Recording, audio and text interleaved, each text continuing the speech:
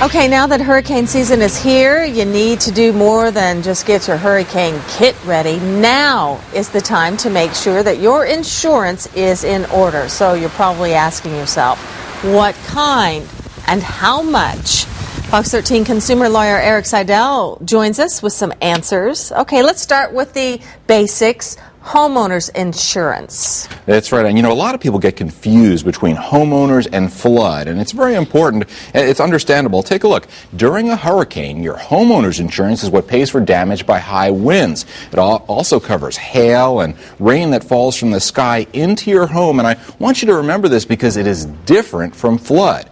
And if a major storm is near our state, insurers won't write or even change homeowners policies. And it is very important that if you think you need any more or any less, or if you want to get it and you don't have it, you apply well in advance. Okay, so who would need the flood insurance then? Good question. I recommend both from a legal standpoint, and I'll tell you why. Remember what happened with Hurricane Katrina around the New Orleans area. Many insurance companies tried to blame the damage on flooding, like you see there, and many homeowners didn't have flood insurance, so they had to fight through the courts to get compensation for their damages. I obviously don't want that to happen to any of our viewers. So even if you do not live in a dangerous flood zone, I recommend having both homeowners and flood insurance so they can't play that finger-pointing game, if you know what I mean. And you would be covered either way. Well, what does the flood insurance cover then? Yeah, a little different type of water than homeowners insurance. It'll pay for the damage done by rising water, usually from bodies of water like lakes, rivers, the ocean, the bay, that sort of thing. Flood insurance is a federal program, but you can't buy it the same day. They have a 30-day waiting period before the policy takes effect. So bottom line, you should have both types of insurance well in advance of a storm. So interesting, both cover water, but just a different type. And what doesn't flood insurance cover?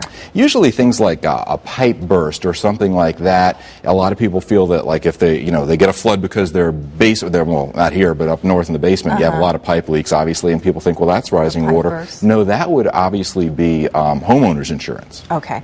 What are some of the incorrect assumptions that people sometimes make about flood insurance?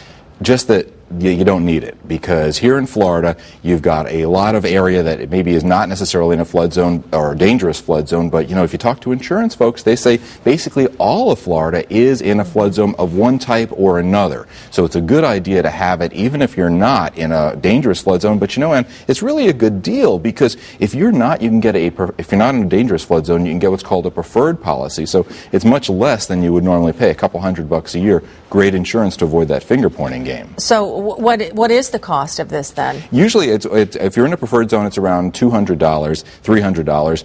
I have one, actually. I'm in a good flood area, an area that will not be flooded so much, so I pay around that much. If you are in a dangerous area, well, it depends on where you live. If the risk is high, you're going to be paying more. So it really depends.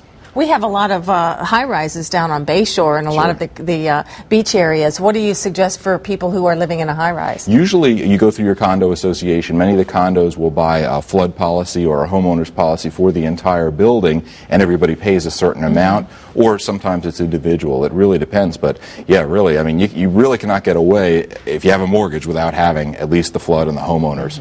Some good advice and something to think about now, especially with that 30-day waiting period for it to kick in. Absolutely. That's why I want to warn people. I mean, most people have it, but if you think you need to make changes, do it now. And we don't want to talk about this and say sign up for insurance now when the first name storm comes along, because sometimes then it's just too late. It absolutely is. They have a box sort of around the state of hurricanes in that area. They won't write it.